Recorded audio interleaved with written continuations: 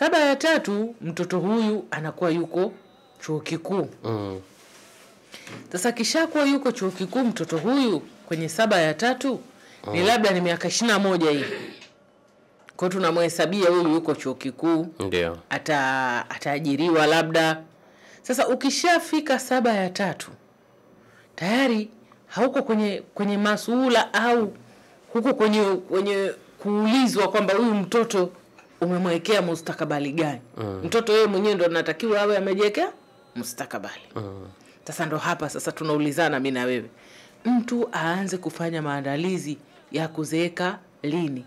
Tunasema kwenye 7 hii ya 4. 7 ya 4 akihesabu miaka 7 baada ya 21 itakuwa 28. Pale ndo kijana anatakiwa aanze kufanya maandalizi ya yeye kuzeeka. 7 ya 5 tutakuwa tumepiga mahesabu atakuwa yuko miaka 35. 7 ya 6 atakuwa miaka 42. Ni mzee si mzee? Mzee anaingia kwenye utu uzima hapo.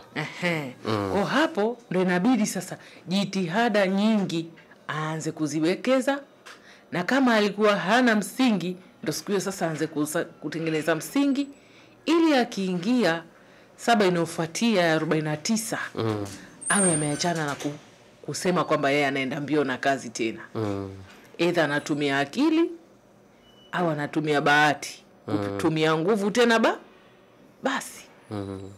Kwa sababu kipindi hiki atakapofika 49 sawa kwenye 7 ya 7 na 49 ndio ana watoto shule, ana wengine labda wamezaliwa, ana kodi, ana matibabu, ana mke mmoja ama wawili, ana ndugu jamaa marafiki wanataka michango, wanataka kwenda hospitali. Akiwa na kipato kimoja atoboi. Lazima atapata stress ya kijamii. Stress ya kijamii ni ile kulaumiwa. Hatuthamini, hatujali, anatuonaje. Mke wake ndio mbaya, mke wake ndio anamfanya mpaka asaidie ndugu zake. Kwa hiyo utapata stress za kijamii. Na anaweza pia akaingia kwenye hiyo nani inaitwa middle life crisis. Anaweza akaingia kwenye hiyo crisis ya utu uzima kwamba okay, mimi karibuni nafika miaka 50. Sina nilichofanikisha mpaka leo katika maisha yangu. Hiyo pekee inaweza kumuua mwanaume. Kwa hiyo unataka uniambie, kwa sababu tunaona kwamba kwa nchi zetu hizi za Kiafrika ikiwemo Tanzania, wanaume wanawahi kufa zaidi kuliko wanawake. Sio huku tu. Na ukitaka life expectancy ya wanaume wote imekuwa inapungua, inazidi kupungua. Sawa. Sasa je, hili ndilo ambalo linalosababisha mwanaume, kwa sababu ya kuwa na majukumu mengi zaidi, wakati mwingine fikra zake zinaenda mbali zaidi kuliko mwanamke, labda katika swala hili la utafutaji na kuhudumia familia, ndio ambayo inasababisha hii wanaume wengi kufa kabla ya wake zao? Inaweza ikawa hiyo, lakini inaweza kawa pia mategemeo yetu sisi kwa wanaume ni makubwa. Yaani sisi tunatarajia wanaume watacheza maybe position 10. Na uwezo wao capacity ni kucheza position 3. Alafu pia wana shida nyingine. Wanaume si watu wa kutoa, si watu wa kucheua. Wao wakipata vitu vyao vinaumiza ndani. Kukiri udhaifu, mwanaume hawezi kukiri udhaifu. Alafu wameaminishwa na mila za kizamani za kusema kwamba mwanaume unatakiwa upigane kiume, ambao ni mbaya. Naona siku moja tulikuwa tukiangalia mpira, mchezaji aliumia. Sawa? Kwa kawaida alitakiwa akiri nimeumia.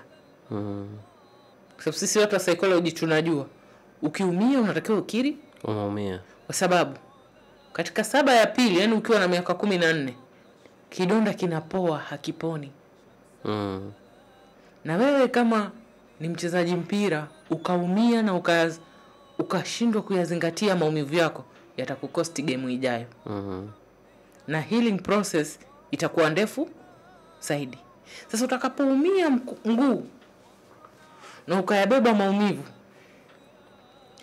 Ikifika training, kocha hata sema wewe train kidogo kwa sababu ulishtua enko. Atasema utrain sana wenzako. Kama ni kuruka kiunzi atakwambia uruke kiunzi kama wenzako wanavyofanya, kwa sababu ulionyesha uko sawa. Sasa kadri unavyoruka ndivyo msuli unavyojichimba. Na kadri msuli unavyojichimba, expectancy yako ya kurudi kupoa itachelewa zaidi. Na kwa sababu umri wako umeshasonga, baada ya miaka unacheza baada ukiwa na miaka baada ya 14, ina maana hata healing process yako pia itafanya nini? Itachelewa. Ina maana hata kupoa kwako itakuwa sio kupoa. Ni kama mtu aliyokunywa panado au mtu aliyopiga makeup, ukinawa uso unarudi hali yako ya awali. Ndio hivyo. Kwa hiyo ile hali ya yeye kutokuwa kwamba okay, mimi ngoja nilie, ngoja niseme nimekwama. Na sisi tuna faida sana, especially Tanzania.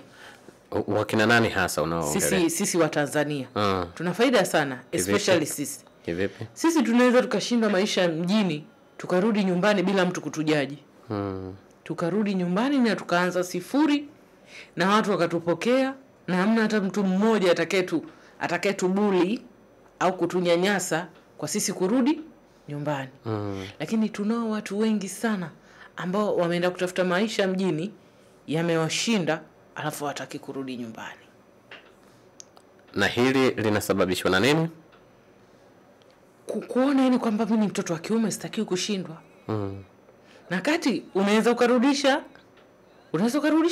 nani familia na watoto nyumbani. Ukajipanga peke yako ghetto na masela. Halafu ukiona mambo yamesimama, ukarudi ukaenda kuachukua.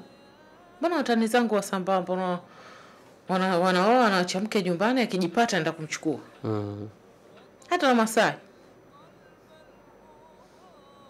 Kwa nini sisi watu wengine tunabeba maumivu tutapoa baadaye?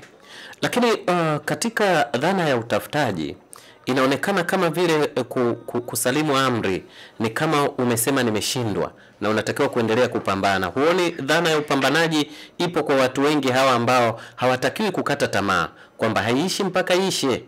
Kwa nini urejeshe majeshi nyumbani ile hali unajua kabisa mazingira uliokulia hakuna fursa ambazo zitakazo kufanya wewe kukua zaidi? Labda huku ulipo angalau kuna mwanga mpana ambao unaweza kuonekana juu ya hilo. Unajua unatakiwa wewe ndio ujielewe, sio watu wa kuelewa. Kwanza tuelewane. Sawa, na mimi naongelea mimi ambaye nafahamu kwamba nilipotoka hakuna fursa ambazo zinapatikana katika wigo mpana huku nilipo. Kwa sababu wewe mwenyewe ndio unajielewa, unaamini kwamba wewe urudi nyumbani kwa sababu umeshindwa. Unarudi nyumbani ili kujipanga. Unaenda ku re-strategize. Ku re-strategize, kujipanga upya. Kwa jamaa akikwambia kwamba yamekushinda, tulijua au totoboa hili jiji, uweze kuja na jembe utalima lami, unaambia alhamdulillah. Na kuombeeni wapesi. Na wewe unaenda nyumbani ku re-strategize. Wendi ndio maana hata ukifeli unaambiwa njoo nyumbani. Kwani kuna mtu alifeli akaambiwa baki huko hapa Tanzania? Wachache. Kuna baadhi ya makabila. Mfano watu wanaoenda kwao Disemba wale. Wanaenda kuripoti umepata nini? Umekosa nini? Kama hujapata unaambiwa urudi nyumbani, na watu wakipewa viti vya plastiki unaambiwa usikae kwenye jini la mgomba. Viti ni vya watu wadaa. Lakini hamna mtu anayekuwa. Hata mtu kama akisema, wewe ndio unajua nafsi yako kwamba mimi nimeamua kuweka chini miguu kwa sababu gani? Kwa sababu najipanga tena.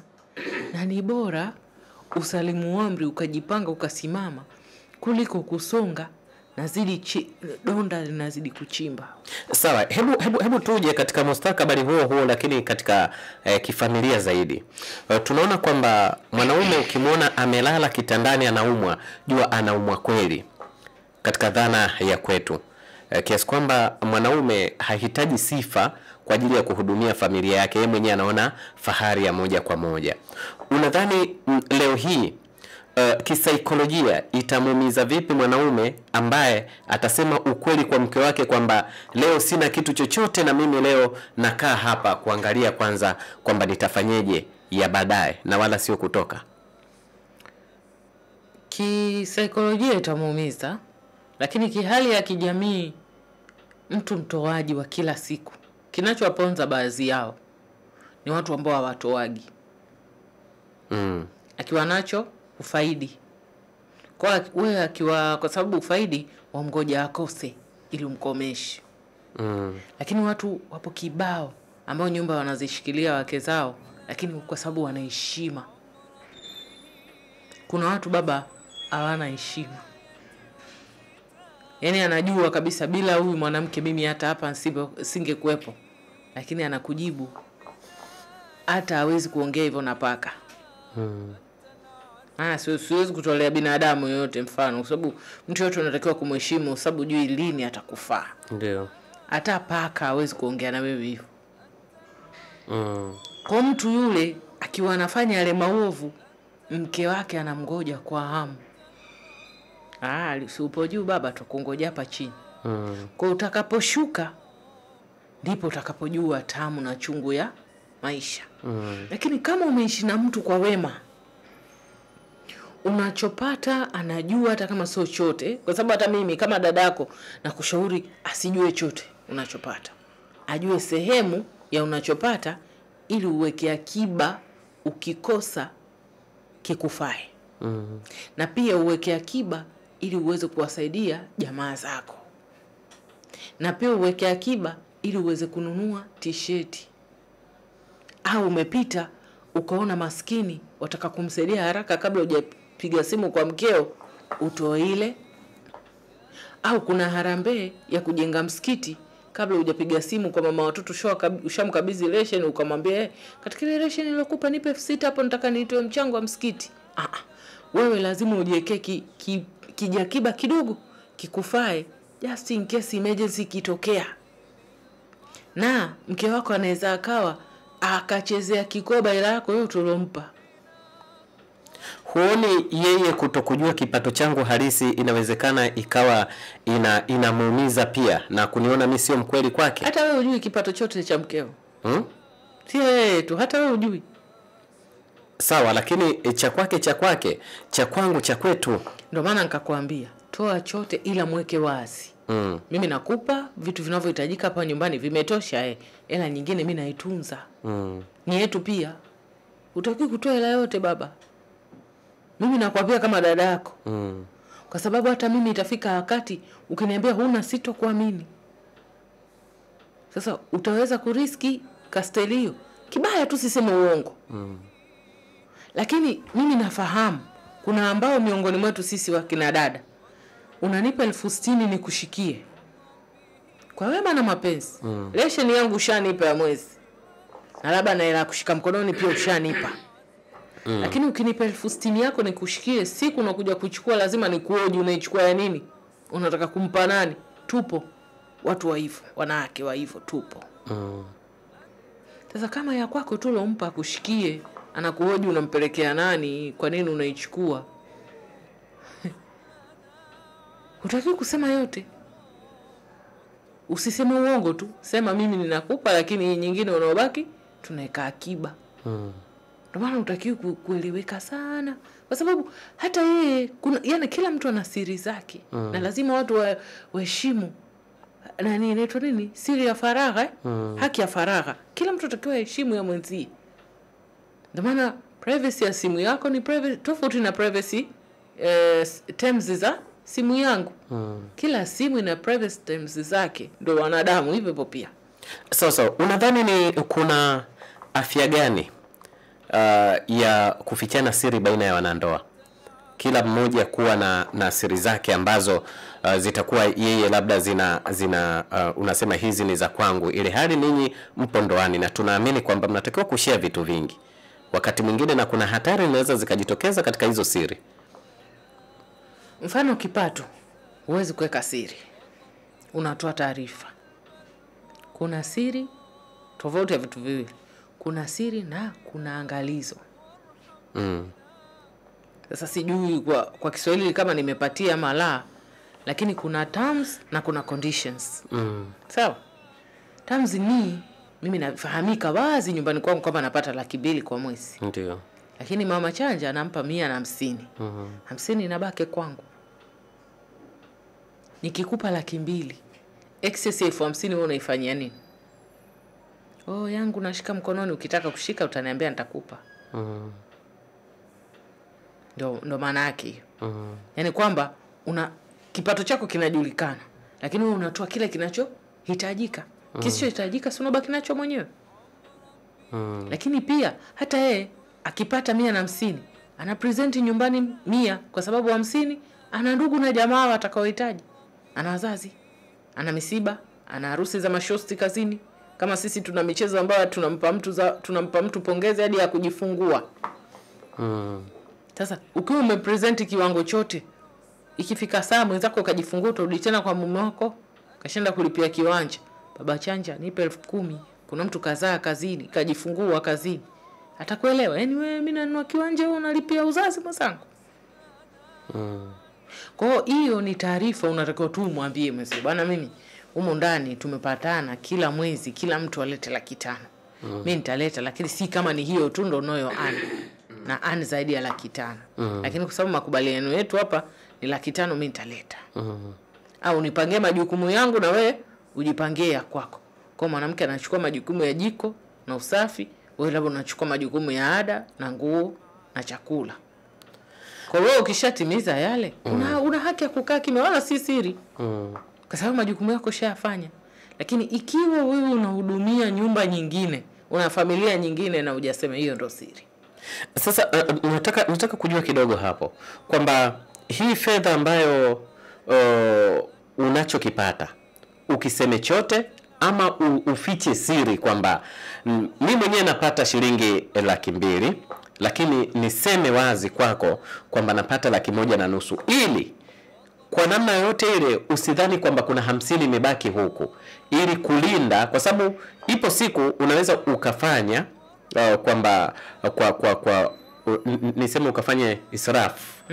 Ukafanya matumizi yasiyokuwa lazima kwa sababu tu unajua kwamba fulani si upo anaweza na 65% wanawake watafanya hivyo, si ndio? Sasa hapa ipi bora, kwamba useme ukweli juu ya hiki unachokipata, ama useme kwa kuficha maslahi binafsi kwamba mimi napata 200,000 lakini nasema napata 30,000 labda mathalan kwa mwezi, ili hiki kinachobaki kisifahamike kabisa kuliko kufahamika. Kuna wanawake 3.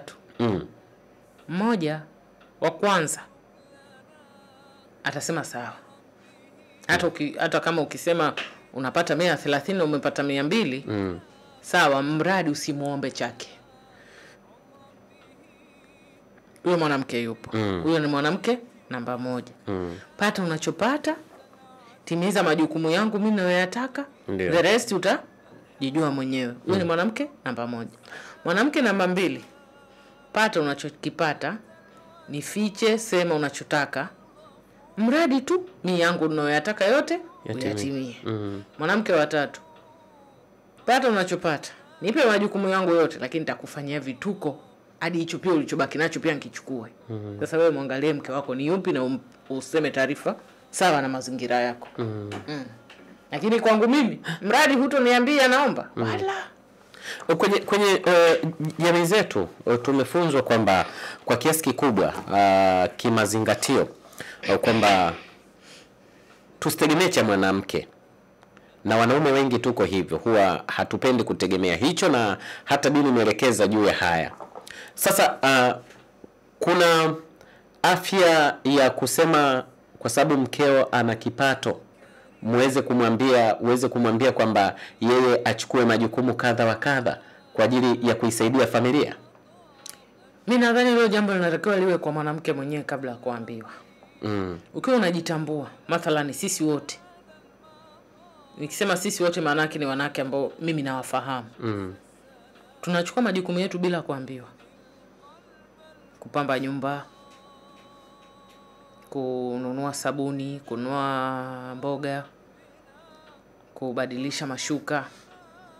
Kwa sababu mwanaume hata rangi ya ukuta wako hajui ni rangi gani. Utamtegemea mtu yule anunue pazia? Mwanzo hajui hata kama kuna saa ya ukutani. Hajui kama kuna nguo za kuvaa kwa sababu tunaenda nyumbani kuna baridi wabebe hizi, kwa sababu siku kutakuwa na joto wabebe hizi, hawajui. Kwa usipojiongeza utaona watu wabaya. Na wewe unaweza umalize mwaka hujapewa nguo, kwa huvai, au utatoka hadharani useme mimi hanipi hela ya nguo na wewe una kipato. Wewe unaomba matumizi ya nyumbani na unapewa hela ya mafuta ya gari au ya nauli ya mwezi, unapewa nauli ya mwezi labda kwenda kazini 100,000. Una uwezo wa kuomba 1,500,000 ile 50,000 ukanunue batiki. Na ubaya kwa uzoefu wangu mimi, hata hawaulizagi kwamba ipi umefanyia nini. Asilimia kubwa sana hawaulizi detail. Kwa unaweza katika hiyo 50 yake alokupa, wewe ukabana ukanunua mapazia, wewe ukabana ukanunua sendo. Kwa wewe huwezi kutoka ukatia mtu haya ukamsema kwenye kadamnasi, wewe hujui hata viatu vyangu. Kuna siku aliwahi kukupa budget ya mapazia. Tuongee tuseme kweli.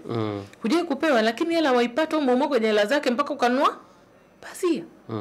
Kwa mimi ninaamini mwanamke hasa aliyelelewa kikwao vizuri, kuna baadhi tu ya vitu ajua kwamba huyu bwana nikisubiria akumbuke kwamba hii nyumba inahitaji maua, hapa tutapanda siafu hapa. Hapata simama ua hata siku moja. Kwa majukumu madogo madogo yote kuyachukua. Na mimi wenzangu nawaambia kiustaarabu tu, kama mtu ajua majukumu yake yote nyumbani, vitu vidogo vidogo, chumvi, kibiriti, vipapatio vya kuku, siku ataka kupika wings, nunua tu. Vitu vidogo vidogo nunua. Watoto wanarudishwa hela ya nembo, walipie nembo. Au wanaenda study tour wanalipa labda 300,000, wapikie wewe lunch box ujaze chakula, kwa sababu hela ya kwenda safari shalipwa. Wewe lipia, angalau mtu asitafute kithibitisho cha kukuzuia wewe kwenda kazini, kwa sababu wajua huyu asipokwenda kazini kuna baadhi ya vitu humu ndani itarudi mikononi mwangu. Na siku nyingine ule na kipofu, waweza kuona kiatu, wajua hiki hatokipenda au atakipenda, kinunue kiatu kipeleke. Bwana, leo wakati natoka kazini nimeona hili shati, nimeona kwamba hili shati linaweza likakufaa, hebu lijaribu mwenzangu.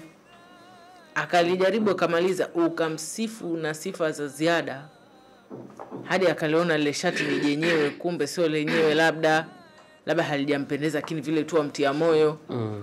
Atakuanzia wapi wewe kukuzuia kwenda kazini?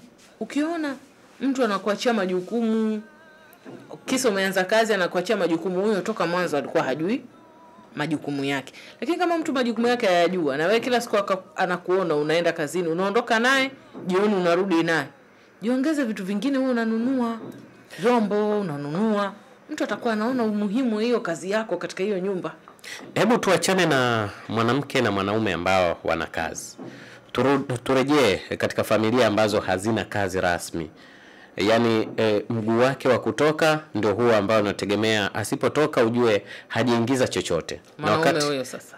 Na wakati mwingine licha ya kutoka kwake inawezekana sitolei kwa nia mbaya, kwa mfano labda anategemea issue za ujenzi. Kwamba ujenzi leo hii na yeye ni saidia fundi wanakuepo wapo wengi sana, yani kiasi kwamba leo hii anayewahi ndio anaweza akamchukua, na fundi mwenyewe ana uwezo tu wa kumpenda mtu kwamba fulani mimi ndo nataka leo nifanye naye kazi. Hivyo tuchukulie kwa mwanamke ambaye anaachwa nyumbani, mume wake hana kipato cha kusema kwamba angalau kila siku atakuwa anaingiza shilingi 3,000. Inawezekana leo akaingiza na kesho akakosa kabisa. Mwanamke, pesa ambayo inayopatikana, ambayo inayokuja nyumbani, nini hasa ambacho anatakiwa akipe kipaumbele ili kulinda hadhi ya mume, lakini pia na hadhi ya nyumbani kwake? Kuna siku ambazo mwanaume atapata zaidi, zipo nyingi. Afanye juu chini, anunue fridge. Siku akiona neema imekuja kwake, afanye juu chini anunue fridge. Kama wanaishi mikoa ya joto, Alafu aanze kufunga maji ya kandoro. Asikae tu. Kwa sababu jamaa hela zake sio za kueleweka. Kuna siku atakosa. Kwa umeme pale ndani anaweza akalipa kwa kuuza barafu. Na wajua wanawake wengi wananunua mkaa nyumbani na kulipia umeme wa nyumba kwa kuuza barafu. Na kama yuko karibu na shule ndo rahisi zaidi. Anaweza kafunga maji ya kandoro, lamba zile, akauza wapi? Shule. Inaitwa nini? Chopstick. Chopstick. Shimia zile. Lazima unauza shuleni. La kwanza. La pili, mtu anakuja na kiwango kidogo alichokipata kwa hiyo siku. Kwanza usisumbue watu. Mtu amekuja na kiwango kidogo ukaanza kumkera kwamba wewe kwa nini unaniletea hiki? Kama ulikuwa unataka mtu mwenye hivi, utakuwa wewe mwenye hiki usimkubali. Kwa usitake kuwasumbua watu, kuwapa watu stressi kwa sababu gani eti wamekosa. Waliokuwa wanapata uliwaona vizuri sana. Kwa dada wewe uende sawa na mwendo wangu mimi. Kama unataka kukimbia swala umewaona. La kwanza. La pili, riski anatoa Mungu.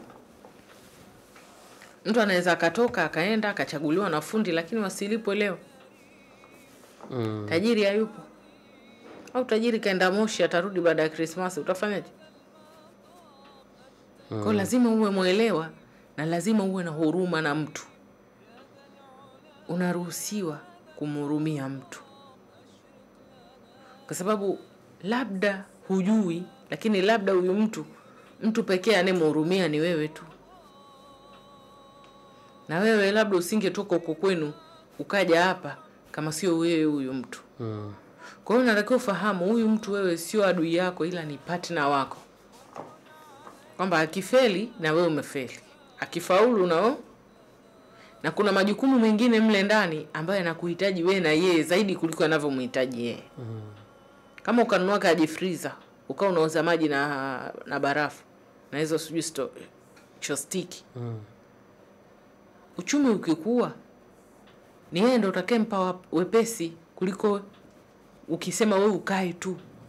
Ndio maana mimi nawatia sana hamasa wanawake wafanye vijikazi vidogo vidogo.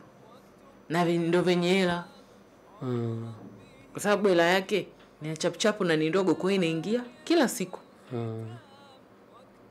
Lakini siku ikitokezea ameenda wiki nzima amekosa, atakuwa anawaza yeye kama mwanaume tu kwamba natembea sina hata 10,000 mfukoni, lakini hawezi kuwaza eti kwamba kule nyumbani kutalika nini. Kwa umuhimu wako kwenye maisha yake utaonekana kwamba angalau huyu mwanamke ananisaidia. Lakini kuna watu wengine wao ni watu wa kupokea tu. Wao hawajui kutoa. Kwa mtu akikaa hivi anatafakari sasa jukumu la huyu mwanamke kwenye maisha yangu ni nini? Hivi swala la kupendeza, mwanamke akipendeza sifa zinaenda kwa nani? Mumewe. Na mume akipendeza sifa zinaenda kwa nani? Kwa mke. Kwa nini wanawake wao wanapenda kupendeza zaidi kuliko waume zao? Ukimkuta mume wa fulani amechoka, amechakaa kweli kweli. Hivi mnashindwa kuwapendezesha waume zenu ili mpate sifa? Au sifa nyinyi hamzitaki? Twende maana yako ya kupendeza nieleweshe. Maana yake wewe ulikuwa unamaanisha kupendeza kwenye mazingira gani? Yani awe tu smart. Yani mtu fulani ambaye ana muonekano kwamba huyu ni mume wa mtu. Kwamba leo hii tunaona katika jamii zetu huku tunaona kwamba wanawake wanapendeza sana kuliko waume zao. Mnakwama wapi? Lakini nyewe hata mafuta yenyewe hampaki. Sasa tufanye nini? Kama mimi sipaki, kosa ni la kwako, alaumiwe nani? Kwa tu tuwapaka pia. Nimetokaje nyumbani? Sikiliza basi, sikiliza. Nataka nikusaidie wewe na kaka zangu. Mwanzo ukioa mke, yale mambo mke anayokufanyia mwanzo, wewe umemuoa. Vile ndo mke anataka wewe umtreat. Usisahau saikolojia ya wanawake. Mwanzo ukiwa umeanza naye mahusiano, vile anavukujali, anakuhangaikia, sio anakupikia, sio mara anakupikia shurba kitu gani. Vile ndo mwanamke anavotaka wewe umtreat. Usije ukaelewa kwamba vile yeye ndo anavopenda wewe umtreat, Yeye vile anavyokufanyia anifanyie mimi. vile anavyokufanyia wewe ndivyo anavyopenda wewe umfanyie. Yaani wewe urudishe. Sasa wewe ukiwa hurudishi, ndio mwanamke anaanza anaacha anajifanyia yeye. Anajifanyia mwenyewe. Kwa vile ukianza kumuoa akikusinga, anapenda na yeye siku nyingine naye uwe unamsinga. Ukiona ameacha kukusinga na jisinga wewe, yeye unataka wewe ushtuke umwambie ndugu yangu leo nakusinga miguu. Ukaacha miguu yako ili utaenda kwa watu utanyanyuka na zulia. Kwa hivyo chasi. Kinakwambia kweli. Utakanyaga zulia la watu la mlangoni unyanyuke nayo. Mbona zulia limenyanyuka? Au uamke asubuhi kuliko ushuke wewe unashuka na neti. Kwa hiyo mambo ni haya. La kwanza. La pili, katika kuangalia wanaume ni kweli kuna baadhi yetu tunazembea. Wengi wenu. Sio baadhi yenu tu, wengi wenu. Sawa. Lakini nataka niulize swali. Sisi tunazembea. Sisi wenyewe nyinyi hamtushughulikii, tunajishughulikia sisi wenyewe. Mnatoa wapi hizo za kujishughulikia ninyi wenyewe? Kwa sababu nyingine sisi tunacheza michezo. Si unasema kwamba katika kile ambacho unachokitoa kuna maarifa mnayofanya. Huwezi kufanya maarifa kwa mpendaye?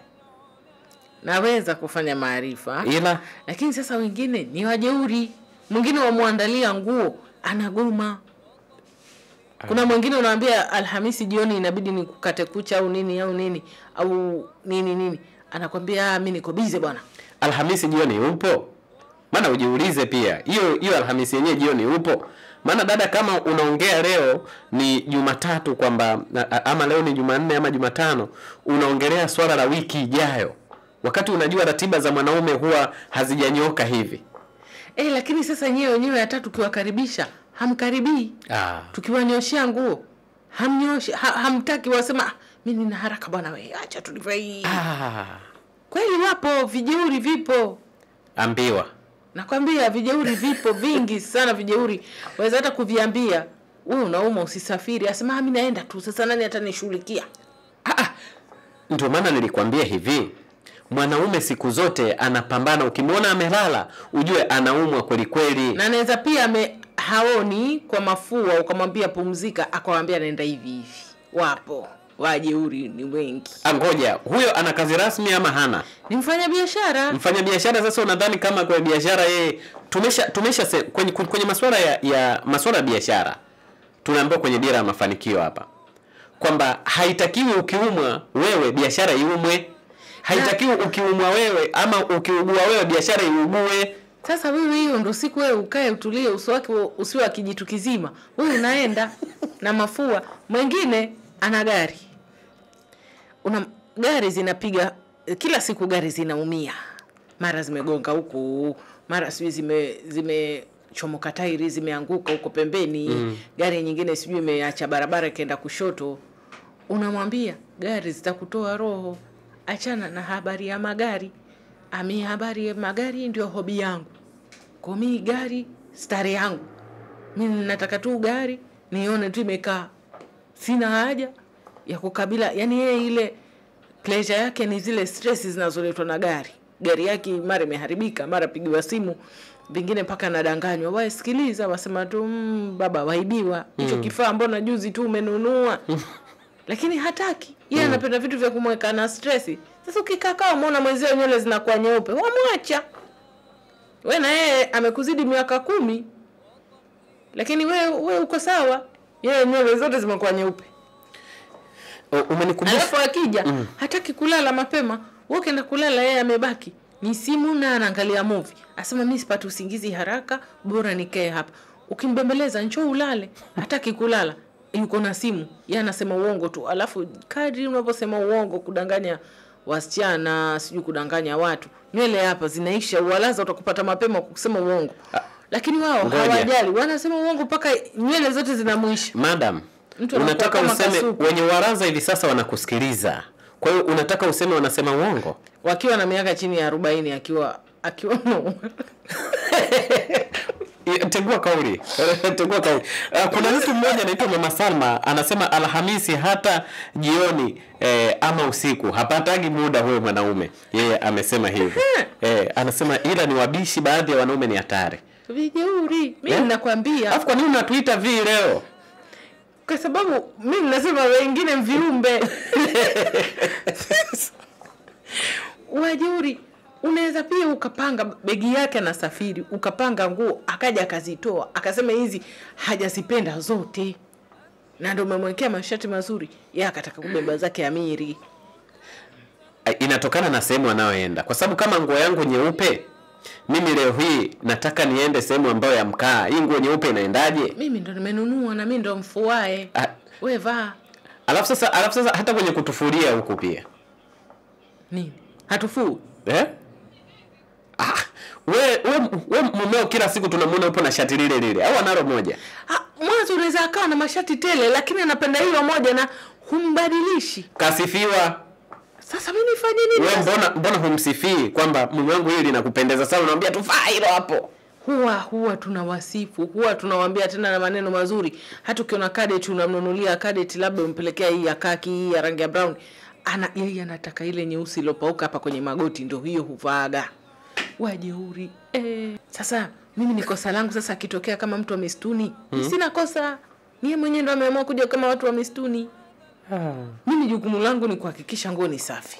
Kama imepauka ni yeye kaichagua, msiniweke mimi kwenye lawama. Lakini madam, tuongee ukweli. Wanawake huwa hamwajali waume zenu, hususan kwenye mavazi. Wallahi tunawasamini na mionekano yao. Sana tu. Muonekano usiongee, sio lazima aonekane vizuri. Kwa sababu unakuta hata hizo ndevu zilivyokaa, zimekaa vibaya. Hivi ni kwamba unazipenda vile vile na ubaya wake. Hakuna watu wanaozingatia ndevu kama wanawake. Hapo umetuonea. Ndevu tunaziekaga vizuri sana kwa sababu ndevu ndo vitu ambavyo huwa tunavipenda na ni sunna bwana Mtume. Ndevu tunazieka vizuri sana hadi tunanunulia mafuta ya ndevu. Anapaka leo, kesho ukimpaka nakwambia amechelewa. Na unaweza ukampa hadi kitana cha kuchania ndevu akakwambia una mambo mengi. Una mambo mengi sana. Unahisi maisha ni ndevu tu. Ndevu tunashughulikia sana. Ukiona wamekuja ndevu ziko mbaya ujue ni wao wenyewe. Lakini madam, kwani mwanaume akikuuliza maisha ni ndevu tu? Yaani wewe umeona ndevu tu? Yaani muonekano mwingine wala hujaona. Kiatu kimekaa upande hivi, utazani gari ambayo ipo kwenye mlima inataka kudondoka. Hata viatu huwa tunawazingatia sana. Nakwambia tena. Madam, kuna viatu vya wanaume leo hii akija ukamwambia vue kiatu hapo hakubali. Atasimama tu asante sana. Lakini kinanuka. Wao wenyewe ndio wanaopoteza soksi. Akivua soksi moja kwenye mlango wa mwanae Shamila, mwingine anaenda kuvua kwenye mlango wa mwanae Halima. Unatafuta soksi mwaka mzima hujapata soksi mwenzie ni nani? Kwanza kiatu chenyewe wana bahati hata kwamba pia wana viatu. Maana huwa wanavua kiatu kimoja hapa, kingine ngamiani sokoni.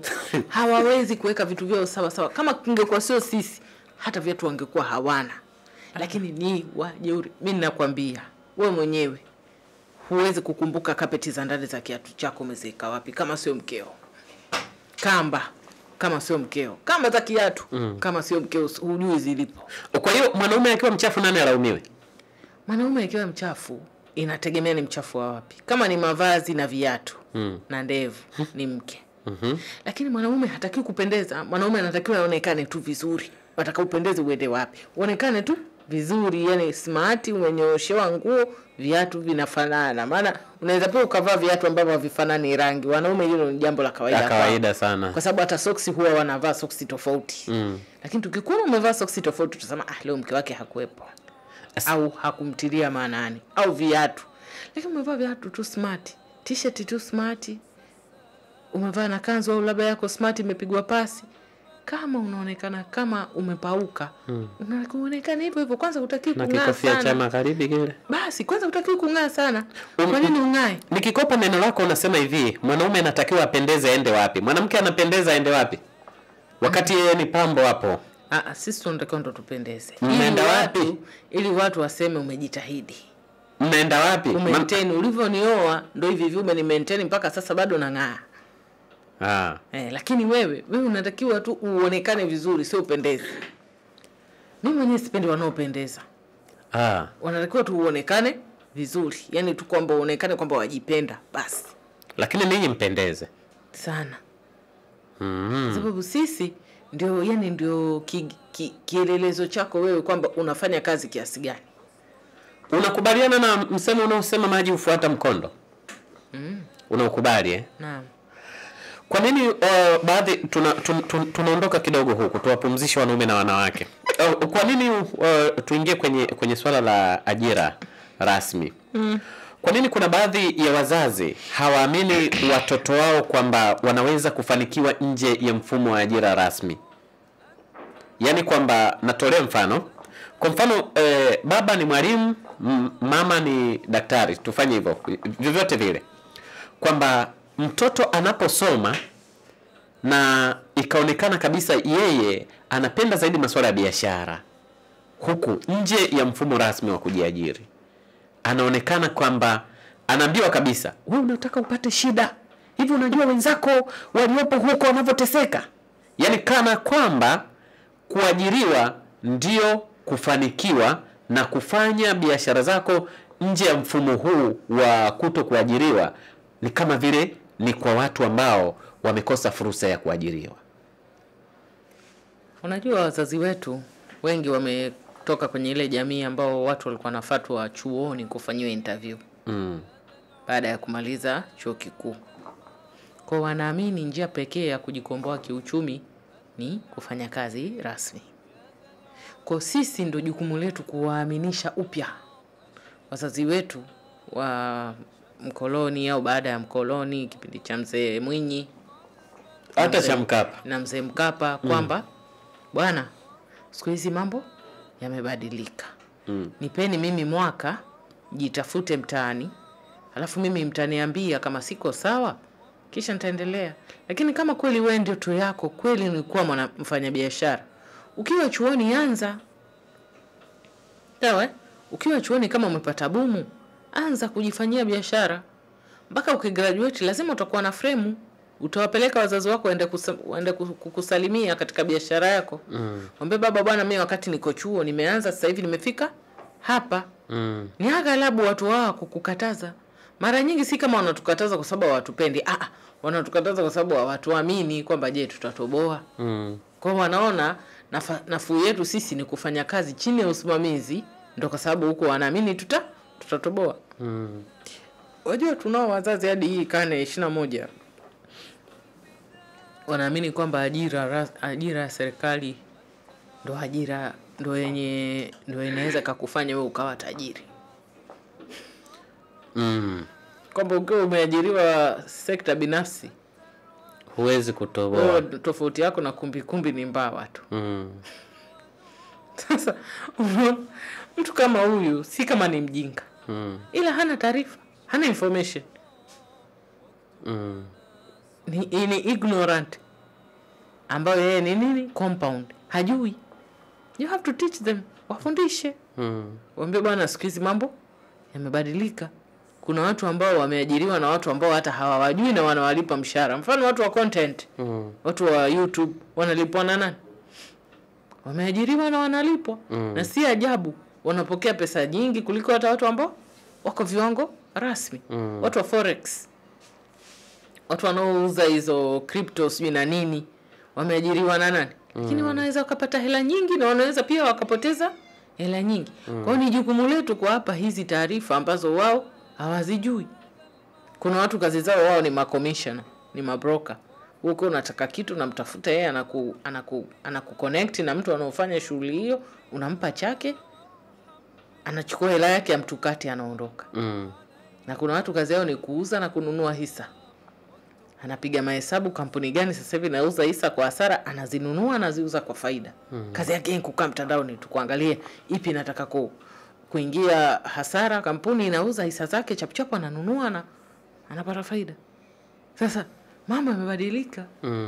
Na kuna watu kazi zao wanafanya wakiwa nyumbani, au ni wafasiri, au wanaingiza sauti kwenye movie. Na unaweza kuwa anapata hela nyingi. Au wengine kazi yao ni kusafiri kwenda kwenye mahoteli makubwa, wachukue video watume, watu wanavyoingia kwenye yale mahoteli wao wanalipwa.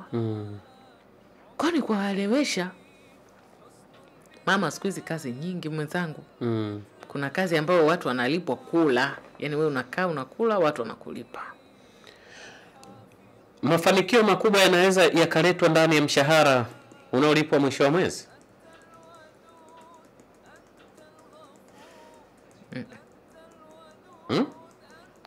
Labda uwe na akili sana. Uwe na akili sana unamaanisha nini?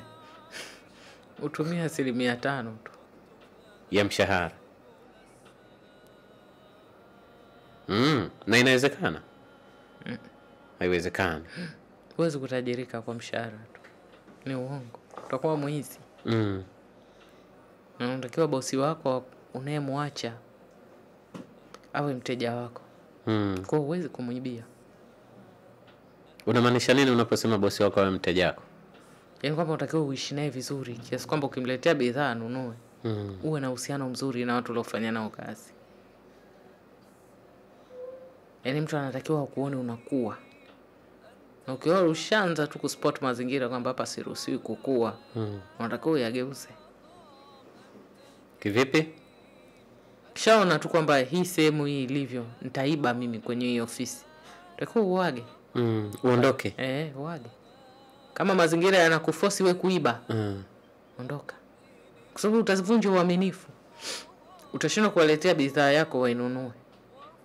Bana, hii kazi mimi naipenda sana, lakini ngoja nikachukue challenge sehemu nyingine. Basi. Ili uweze kuleta biashara, yani kwa sababu ukishaiba urafiki utaondoka. Lakini ukiaga mapema urafiki utabaki. Uwezi kufanikiwa kwa mshahara. Labda utautumia 5%. Na hiyo unaiweza ikiwa unafanya kazi kijijini. Kwa sababu kuni hutonunua utaenda shambani. Chakula hutonunua utakipata shambani. Hutotumia matibabu utakunywa dawa za miti shamba. 5% utaitumia nini? Labda ada. Ndio utasave 95. 95 ya 100,000 ni shilingi ngapi? Ni 95. Kwa hiyo unataka kusema kwamba hakuna aliyefanikiwa na kwa mshahara? Sijasema hakuna. Lakini ni ngumu kwa karne ya 21. Kwa karne ya 21 ni ngumu. Sababu wewe wajua zamani tulikuwa tukienda sokoni na 1000 ngapi? 50,000. Hatuwezi bidhaa. Nyingi mno. Sasa mimi na wewe tukienda na 5,000, 10,000 buchani. Inawezekana hata ukashika na kidole hivi. Unatembea na makidira. Alafu kidole hakiumia. Unaweza ukapewa nyama. Yeye mwenyewe anaikata na panga. Anataka ukaitafune na meno. Ndugu yangu. Panga nizalia. Lakini anataka wewe ukatafune na meno. Ngumu. Mafanikio ya mtu husababishwa na nini hasa? Ama yanaletwa na nini? Kufanya vitu ambavyo watu hawavifanyi. Kuwa tofauti na. Lakini pia kuondoa uoga kwenye kufanya vitu vya tofauti. Kuepuka kuahirisha mambo. Kuomba ushauri. Unajua watu kiomba ushauri wanafanya nini? Wanakupa wasiwasi wao na maoni yao. Je, wanaona unachoona? Wanasikia unachosikia? Wana ndoto tunapotaka kufika? Wao na wewe maono yenu ni sawa? Roho yako ni sawa na yako? Nasibu yako, riski imepangwa sawa? Wewe na hao mmetoka kwenye mgongo mmoja, mmezaliwa na mama mmoja. Kuomba ushauri. Unaonaje hapa? Unahisi nitafanikiwa hapa? Hapo utoboi. Hakuna msambalo fanya hii. Hii karia hii sio ya kisambaa. Hawa nasomaga wahaya tu ndo napendeza mambo ya roho. Na unaamini. Kwa wasambaa hapa nini? Hawa kilimo tu cha pilipili hoho. Kisha unafikiria ndani ya boksi, unafanya vitu vyako ndani ya boksi.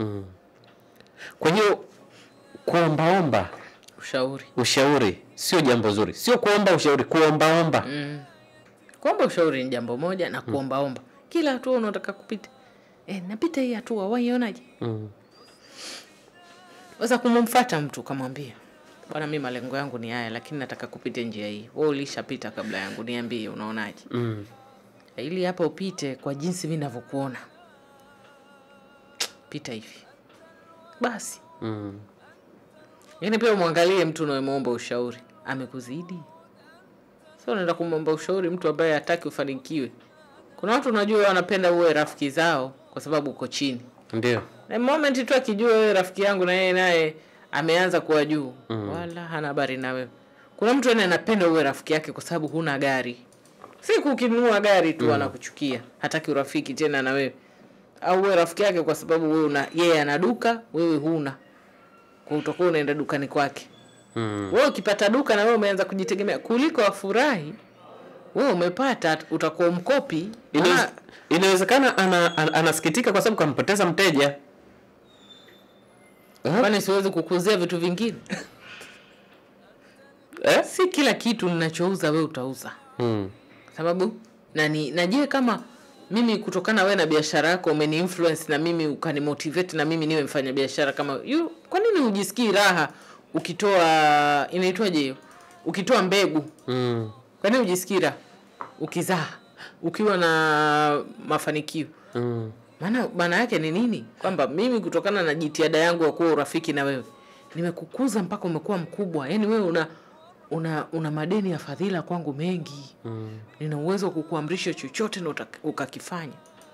Shakubeba sana na gari rafiki yangu. Saizi una gari, nipelekee wanangu shule. Mbona si tunaishi hivyo na rafiki zetu? Kwa nini hutaki rafiki zako wafanikiwe?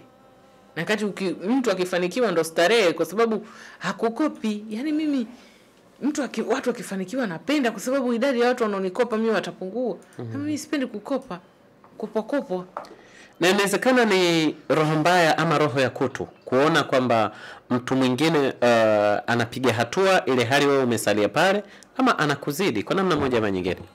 Hamna, nadhani hofu tu ya mafanikio ya mtu, yani unakuwa na hofu na mafanikio ya mwenzio yani. Kwa nini hofu ya mafanikio ya mwingine yakupe wewe jakamoyo? Kwa sababu una nguvu ya kupenda watu. Unajua kuna watu ambao hawajui kupenda. Mbona ukimuuliza, mbona una huruma na wenzio? Huruma gani? Kwani unahitaji huruma? Kuna watu hawana capacity ya kupenda. Wengi tu. Wala sio kama sababu ana roho mbaya, ajui tu thamani ya upendo. Yaani unatakiwa psycho yako ikifanikiwa, yaani unatakiwa tena ndio uache kufanya kazi. Kwa sababu utaamka asubuhi una hela, utakuwa unapiga simu za amri, nitumieni hela, sina hela. Watu na rafiki zao wanawapiga, mimi bwana nataka kwenda holiday, naomba $1000.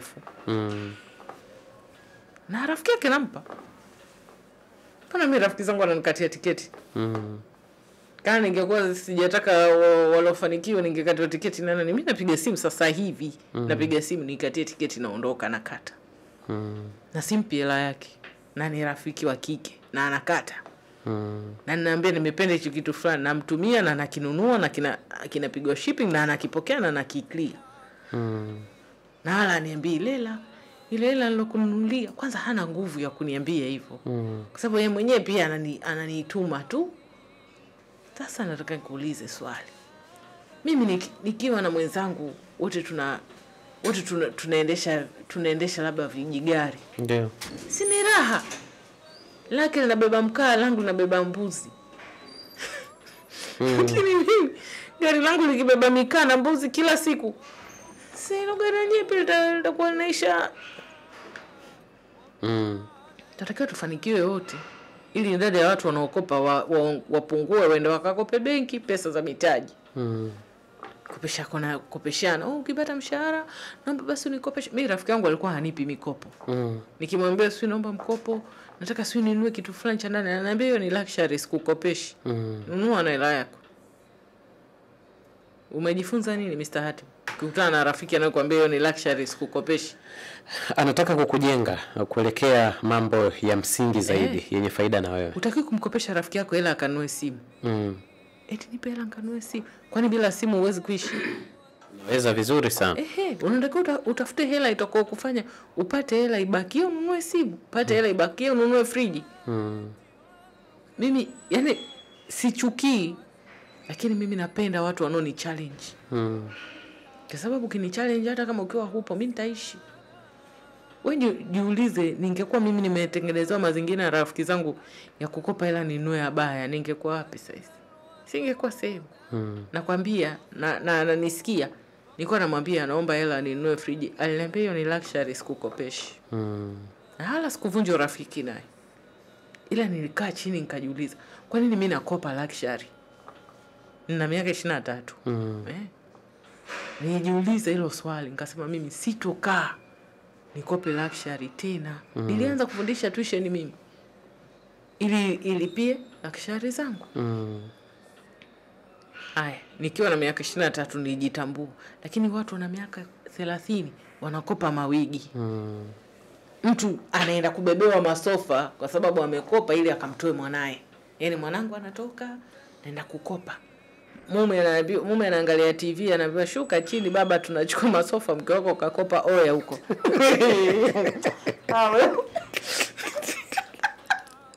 Ungekuwa ni wewe utasifanya nini? Upo kibaruani maskini kama hivi kabisa kanaingia kwambia tayari huku vitu vinatoka. Ukirudi na utu uzima huo, kuliko ukae unyoshe mgongo, unakaa chini unanyosha miguu. Na chozi la sononeko pia linatoka. Chozi la sononeko huwa halina sauti, unashangaa tu linashuka lenyewe pia. Au unataka kupeleka wanao shule, unaenda kuchukua hela hapo ulipoziweka, mke anakuambia nilizikopa. Nilienda kumtunza rafiki yangu. Utapiga na steri gani? Na hizi tamaduni madam zimetoka wapi? Hizi tamaduni ambazo zinawafilisi wanawake wengi sana. Tamaduni za kupongezana hata katika mambo ambayo kwa kiasi kikubwa hayawajengi bali yanawarudisha nyuma. Unajua mistatibu mimi sijui, mimi ni wa kaskazini. Wewe ni wa kaskazini? Tuwaulize watu wa pwani au? Hamna, mimi ni wa pwani lakini mkoa wangu ni mkoa wa Tanga. Wa Tanga kaskazini. Sasa mimi niko 50-50. Ndio. Mimi ni Mswahili lakini si Mswahili. Kwa sisi huku hatuna mambo hayo. Lakini hata kama ukikuta nipe nikupe. Hatuwezi kuwa eti tuseme eti sisi sisi tunanunua udugu. Lakini hivi sasa inaonekana kwa kiasi kikubwa wanawake wameambukizana mila na desturi hizi. Sasa hivi hata bara hivi vitu vinafanyika, na kuambia rafiki yangu. Yaani sijui nani anafanya nini vinafanyika, jambo ambalo tulikuwa tunaliona katika mikoa ya pwani tu katika ukanda huu. Sema kutunzwa ni raha. Mimi napenda kutunzwa. Unapenda kutunzwa? Ukijua kutunzwa, ujue kutunza. Mimi napenda kupewa. Ukipenda kupokea na wewe lazima utoe. Nitatoa dua. Ipo siku watakwambia kabisa kwamba nilikuletea friji, nataka zaidi ya hilo. Mimi sitaki kupewa vitu hivyo bwana. Hivyo ni vingi. Wewe nipe tu vitu vya kawaida. Nini sasa? Kama nini? Udi. Sitaki vitu vikubwa mimi. Kwa hiyo kikija unakikataa? Sikatai, nitawaambia kuna watu wana shida lakini mimi tayari ninayo friji.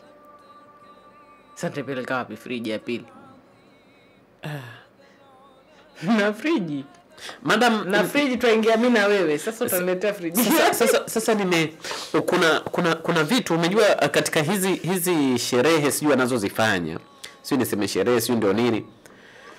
Ukifika unakuta kuna vitu vya kufanana vipo vingi kweli kweli ambavyo mtu amekuja kutuzwa. Sitaki mimi duplicate. Zinaitwaje? Duplicates. Sitaki. Sasa tupeleka wapi ndio kufanya israfu tu. Nipe kitu ambacho sina hela. Na nyie hamjawahi kuwa na hela. Hata kama ukipewa pia utakuwa bado huna. Nimepewa hivi sasa baada ya kugeuka sina. Nipe hela. Mwanzo kwa nini wewe umejuaje mimi nataka friji? Wewe unipe pesa mimi mwenyewe nitaamua. Wanasema hivi pesa haina kumbukizi nzuri.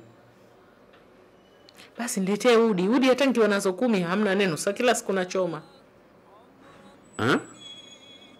Itaisha udi.